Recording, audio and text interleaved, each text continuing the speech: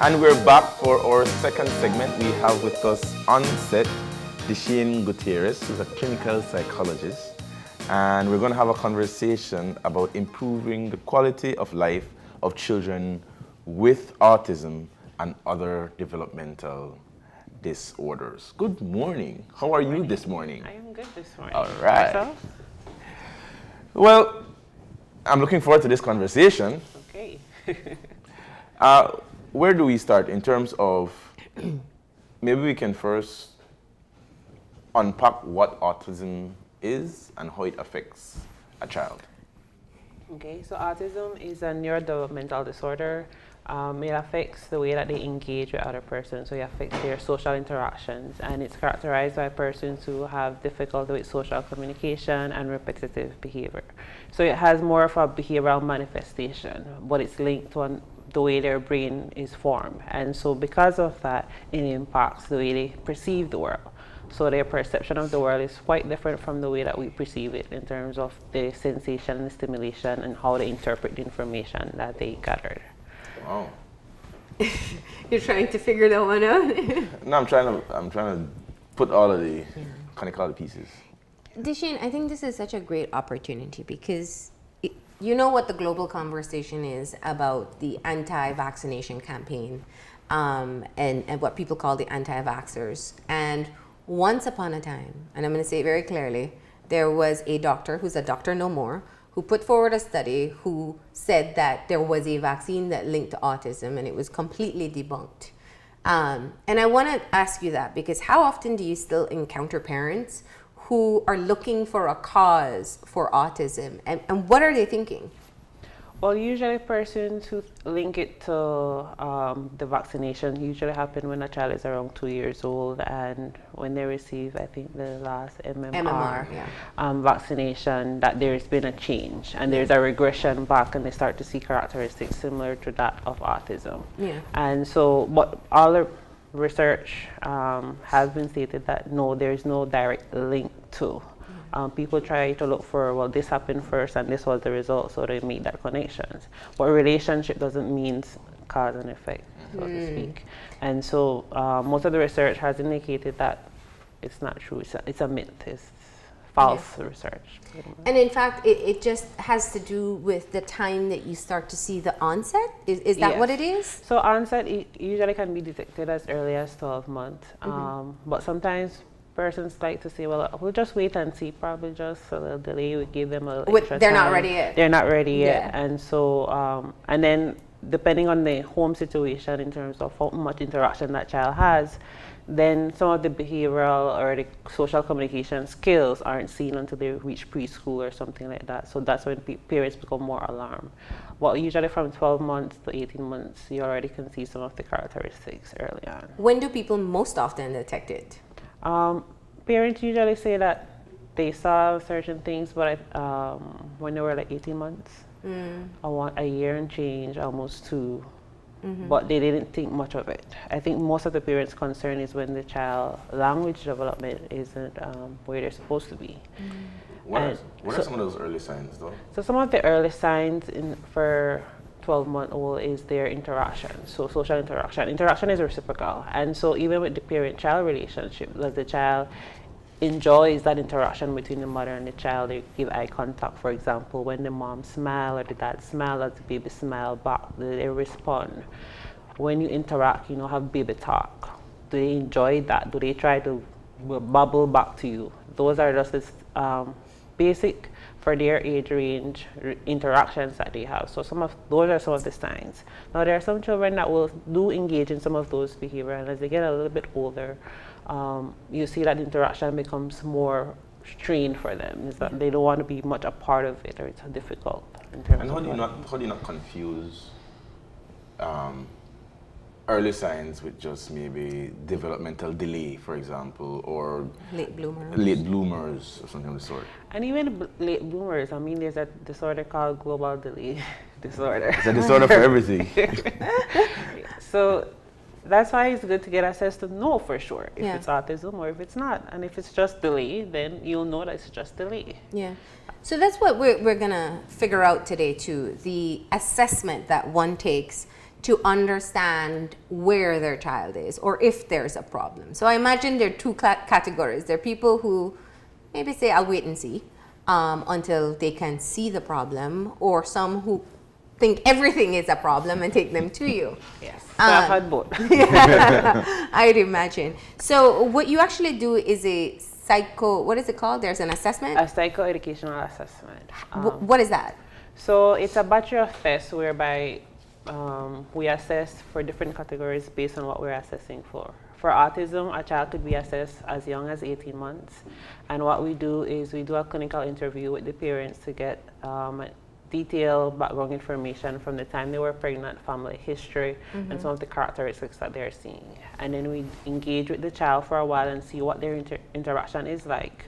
And then from that, we compile those information. And then we say, okay, based on the characteristics of autism, we see if this child meets the criteria for autism.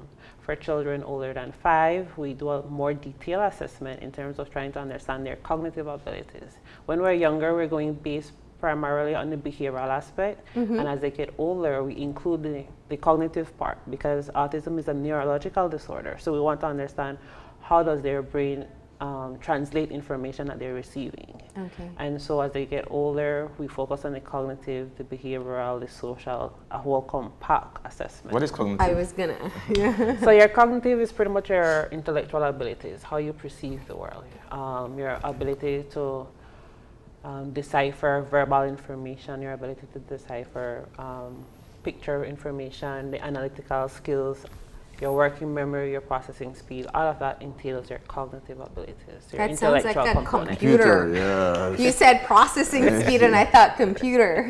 Yes, so our brains are pretty much has been compared to the computer system, because the same way how you input information and you take out information Save, and process, backup. save, exactly. So our brain is like that, the same way how we process. Is it unrealistic to say that we all naturally and evolutionary wise have some component of autism in us which is natural? What and do it's you just the inability to process different information is sorted out by education and by socialization. So for some people, we all start, is it true to say we all start there, and it should be the process, like walking, we all start off not being able to walk. But somebody who has a physical disability in terms of walking, they will never pass out of it. Is it that we all start with a certain amount of autistic characteristics, and then for persons who don't have the disorder, they come out of it, and the persons who do have autism remain there? Well, I think the word disorder makes it a little bit What's the proper word? difficult. Help me. Well, that is still scientific discussion between the scientists in terms of terminologies to use, because persons with autism means that they process the world differently. And so using the word disorder is like something is wrong with you. Their way of communicating is different. So it's not that they can't communicate. Their communication style is different. It's like a different language. It's a different language pretty much. Exactly. We're in Apple and they're in... Or it's apple and orange. Apple and orange, but Apple they're and still Microsoft. good food. So the word disorder sometimes put people aback. Yes. And they communicate differently. And sometimes, because for children who probably engage in head banging and stuff, may not be the healthiest way to communicate, but they're still communicating. All behavior has a purpose. All behavior is to communicate some form of need, want, desire, or to escape from something. And so I like to just stay with autism spectrum and not use the word disorder as much, because even parents feel a way when you're telling me, well, my child has a disorder. has a disorder. Like but they're something is born that way. wrong. Yeah, and they're born that way. And so I like to say that neurotypical, their processing is different from a typical child, but it doesn't mean that they can't communicate. It doesn't mean that they do this. So is there a range that you use? So you do this assessment and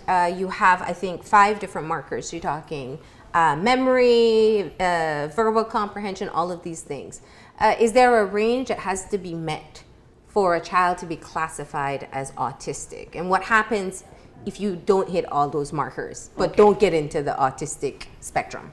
Okay, so the verbal comprehension, the processing speed, the memory, and all those are just cognitive abilities, right? Those don't indicate primarily autism. Okay. What it does is to inform parents that your child could be autistic and still have can still process information really well, still have good memory. So each person, whether you're autistic or have a typical brain, we have all of those components, and we have different strengths over it. So we may have average or above average, or we may have, it may be a weakness for us. So why I focus on those cognitive aspects is to let parents know that your child is more than just the behavior that you're seeing. You know, they can still function in this world once they learn certain skills in terms of how to communicate, and then we also learn how they communicate as well, that we start to speak the same language. So the cognitive component isn't just for autism, it's for each and every one of us has those components, and for us they may have more strengths and weaknesses in certain areas. So naturally some are stronger in some areas, some are stronger in certain and areas weaker in others. Weaker in other areas. So sometimes, most of the times, person with autism may have a weaker what we would call fluid reasoning. Is our ability to be flexible to new information and to accommodate new information. So you learn something in primary school, and as you get into high school, they add more information on top of what you learn. That is easy for us to accommodate the new information and condensed information based on prior knowledge. For persons with autism, they have the ability, but it may be a little bit weaker compared to everything else, or it may be really poor for them. And so in that area, we'll be able to see in terms of their flexibility. So when we talk about a person who is autistic, for them, once they're pretty much rigid in certain things, in certain patterns, and certain behavior. So for them, getting new information, it's going to be harder for them to accommodate those new information, because again, that may be a little weakness. That may be a weakness for them. So accommodating new information, that flexibility, may be a little bit difficult for them. But they may be strong. But it may be working strong memory. with their working memory, so they could remember facts. They could remember certain things that they're really or have a good at. photographic memory. Photographic memory, and they may have even excellent verbal communication skills. And so even that we are taken aback, well, ooh, you know so much, but then why are you weak in the way you engage with person? Or sometimes people say, well, they're insensitive for older children, that they don't get it. You know, it's not that, it's just variations. And even if you're not autistic, we all fall between high and lows in different areas. And even for us average persons, we also have weaknesses. You know what's happening, right? We're all trying to figure out where we're strong and weak. But my mind is just on, we live in a society that's built on standardization. Whether it's standardization in parenting or standardization in the educational system. And this requires almost a specialized sort of assessment to know, okay, you're really a very good and very intelligent student. Your strong point just really is not in terms of this aspect, but in terms of this cognitive ability. And when you're improving the life of a child, particularly in an educational standpoint, in this standardized society where you don't have the time for that, how do we accommodate for the strengths, and we don't throw away the baby with the bathwater, to be able to allow persons who have autism to be able to contribute, probably even more so than somebody, as you say, with a different mind? I guess it starts with educating persons in terms of understanding what autism is, and also empowering the mothers as well and the communities, because like you rightfully said, even when we are average, we still there's still variations. And indeed, our system is standardized. But once we have an understanding of where the strengths and weaknesses are, we're better able to accommodate. If you have a better understanding, you have a more appreciation of, okay, where this person is really good at and where some of the challenges. And so it's, okay, do you want to understand? Because autism is, having any diagnosis is more than just a diagnosis. And that's why an assessment is important. Because when you hear autism, automatically I've had parents say, Miss, they don't teach my child in the school. My child is just in one little corner and barely any stimulation. Because they already feel that because they're autistic, there's a limit, you're incapable. But you could be autistic and still do well in school. But there are autistic people who are savants, Yes. And nonverbal. And so it's knowing that particular child. No two child with autism is the same. No two child without autism is the same. Exactly. And so it's having that framework whereby you understand that child for who the child is. So let me just be clear. So when you do the assessment, if you feel perhaps your child is 7 or 12, and something, the teachers say they're behind or not keeping up or not participating, whatever problem there is, and they go in for this assessment, when you look at their cognitive abilities, it's not just to figure out if, I mean, they may be autistic, but they may have perhaps a lower scale on something that's important. Yeah, so they may have a learning disability, or they may be, they may have a low cognitive function. So that was what we would call in layman terms, they're slow. That means they process information slow. But it also means that they have the ability, they just need more time to get the information. And so the assessment, I like to focus on the cognitive aspect first, because the assessment will have the cognitive and the academic. The cognitive provide the framework for learning. So if you're having weaknesses in certain areas and strength in another area, it will manifest itself on the academic part. Yeah. What some persons have done, depending on the parenting style and the support they have had, they have been able to accommodate. So even though they're weak in certain areas, because of the accommodation they've received or the assistance, it has made it a level field. Is this like where some children can ace a test that's given orally versus a test that they have to write? Is that what we're talking about? As well, because for persons who have a strong verbal comprehension, that means they can organize information and articulate it verbally. But if they have a poor visual-spatial skill, which is your eye-hand coordination, your writing may be off. And so when it comes to writing also includes organization, concentration, visual, motor, all those abilities in one. And so if that is a weakness, writing may be a difficulty because of all the cognitive abilities while writing. While orally, you're better able to do that because they're less strained on the other components. Wow. Can I draw this conversation wider for those people watching on and saying, well, my child isn't autistic. I don't know anyone who is autistic. This conversation is not one that affects me. Although I go to church and I'll probably pray for them, but this doesn't affect me. What value? Because I'm saying that is absolutely wrong. That surely is the worst position to take. But can you talk to them as to what lessons or what value, apart from the compassion aspect of it, value there is in this conversation in looking at persons who have autism? Well, anyone could have autism, and you don't know, probably your child doesn't have, probably someone that they know, probably a family member, right?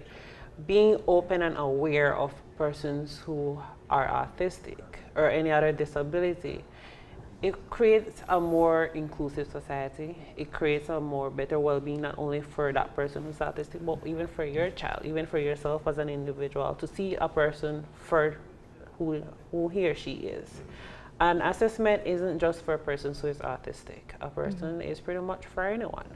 We want to be able to understand your strengths and your weaknesses. And it's not just for children also, it's also for adults. Yeah. All adults can also be assessed because it impacts everything. It impacts the way you produce at work, it impacts your social.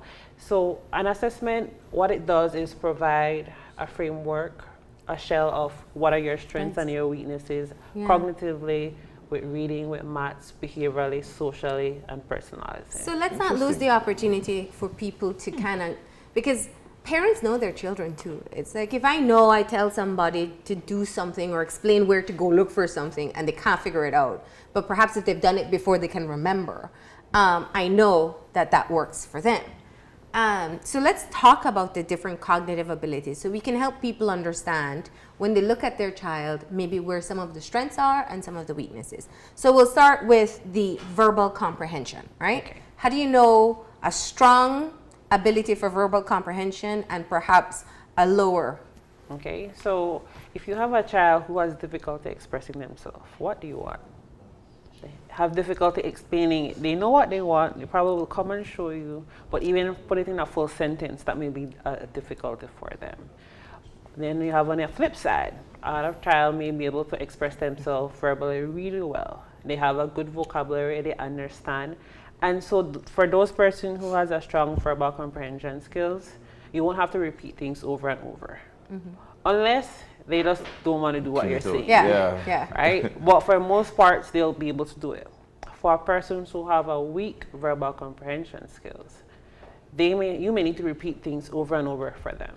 And be very clear. And be very clear. So you need to be precise with those persons, because you'll say something 1, 2, 3, 4 times, and then you're like, "You're not hear me?"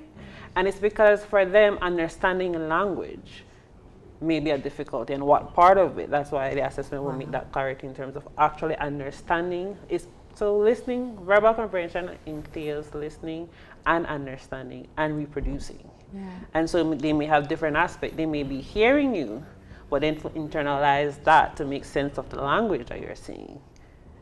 Is that why it's good to ask them to repeat it back Yes. to you? So to if be you ask sure? them to repeat, then you're able to gauge, okay, they understand up to this amount, and you could add or make adjustments or corrections to what they've said.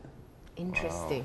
All right, see, let's move into visual and spatial before we get. So visual and spatial skills is your ability to see, organize visual information. And once you're able to do that, it also has to do with your eye-hand coordinations. And so it has, again, with organizational skills. So if you have a good visual spatial skills, you'll be more organized. And if it's a weakness, you'll be a little bit more clumsy. Even with driving, you need visual spatial skills to know the distance between yourself. Parallel parking. Exactly. So visual spatial skills is very important. Your handwriting is also impacted by your visual spatial skills, your motor abilities, your ability to interpret visual stimuli that is coming into you. So how does that affect a child's learning if it's a strength or weakness? So if it's a weakness, their writing and reading will be impacted. It also helps them in terms of identifying symbols, words, letters. And so for persons who may be dyslexic, for example, the B's and the D's, the doubles and the M's, again, their visual spatial skills is also impacted. So how they perceive symbols is also impacted. Their writing is also impacted as well, and their ability to discriminate. And so on Saturday, we did a workshop, and there was an activity, and we were throwing balls to each person. Your ability to discriminate all the other balls that were coming, all the information, and focus on what you want. That is also visual spatial skills as well. So the ability to discriminate, focus while other things is happening is also important. So what happens if it's a strength? So if it's a strength, you have good judgment. You have the ability to discriminate. Even your reading and your writing will also, you'll be able to see the B's for the B's and the D's for the D's as well. I am dyslexic. Yeah. But so there's a correlation between dyslexia and autism? No. We're talking cognitive abilities. We're just talking about cognitive abilities. So remember I said that when we talk about cognitive abilities, it has nothing to do with just being autistic. This is for everyone. The reason why I talked about cognitive abilities is because I want everyone to know that being autistic does not mean that you can't do anything in this world. And that's why we're discussing the cognitive abilities. Yeah. Nice. And working memory. So your working memory is about your ability to have your short-term memory, your long-term memory, but also to manipulate the information that you're getting. Because you could recite the numbers, but if I include other things in it, will you be able to remember and decipher as well? And that also links to reading. If, for example, if you have a poor verbal comprehension and a weak memory, then reading will become even harder, because by the time you read, you can't remember what you just read, and so your comprehension is also impacted as well. Wow. And then the pronunciation. So you could know the songs. So you could say ah, b, and when you try to give a word, by the time you say b and go to an, then you can't remember, and so even your early reading skills is impacted.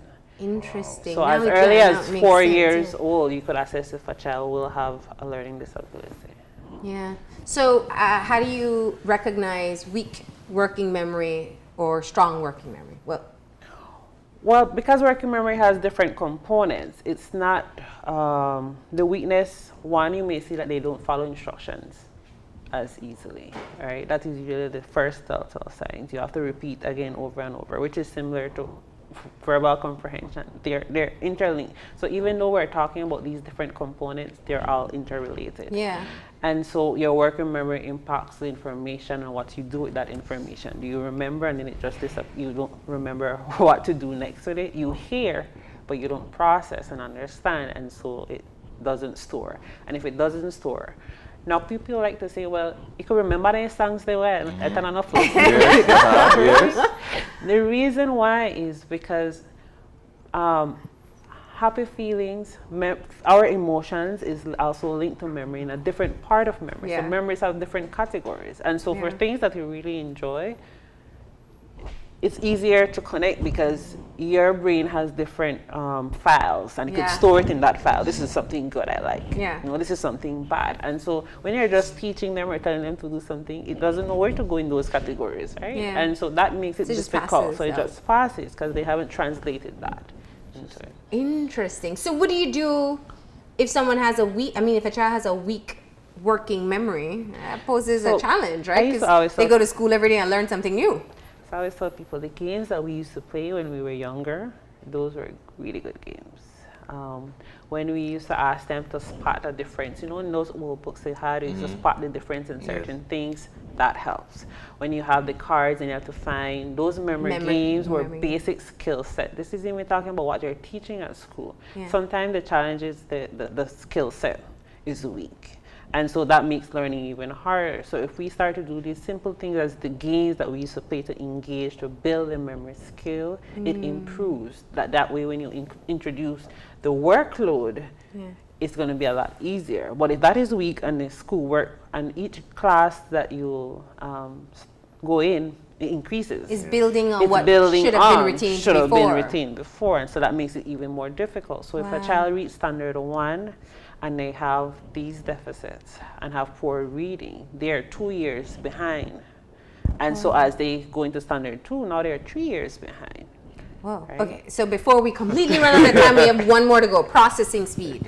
So your processing speed has to do with how you process visual, motor, verbal information, and how quickly can you process it, can you discriminate, can you concentrate, and can you focus all in one.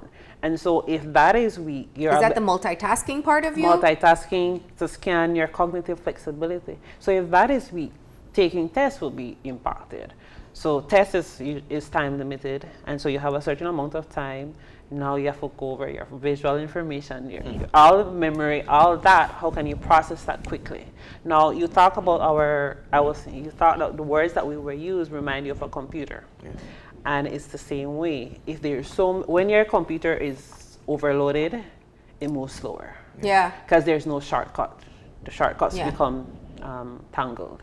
And so if your processing speed is slow, that means your problem solving skills is slower. Wow. Because there's not a lot of shortcuts. And so your brain has to go the long way around to get to the information. So when you do take tests, it takes a long while. So your test results kills me because I'm trying to think. If I use a computer scenario, I open an app, it's loading.